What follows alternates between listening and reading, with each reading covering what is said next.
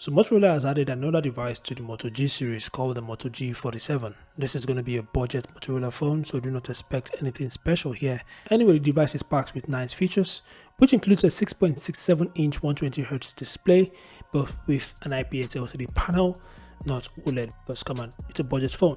The phone is also powered by the Dimensity 6300 chipset, which is decent for everyday use, social media, light gaming, but don't expect flagship level experience or flagship level speed here. In the camera department, the device features a dual rear camera setup consisting of a 108MP main camera, which sounds impressive on paper, but it's actually a really small sensor, and an additional 2MP macro lens. The front-facing camera is 8MP, which is way too basic, guys. Anyway, the device can record up to 2K videos at 30fps. This is because the Dimensity 6300 ISP doesn't support 4K video recording or 4K video playback. Moving on, the phone packs a moderate 5200 mAh battery, but with just 20 watts charging, which is pretty slow compared to competitors pushing 30 watts to 60 watts at this price range.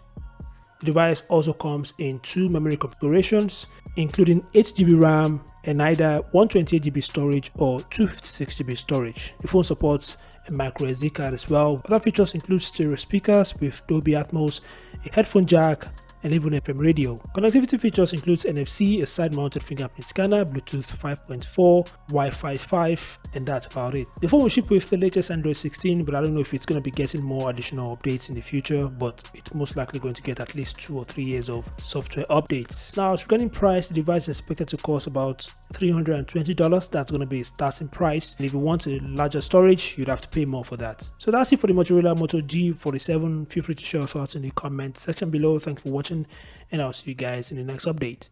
Peace out.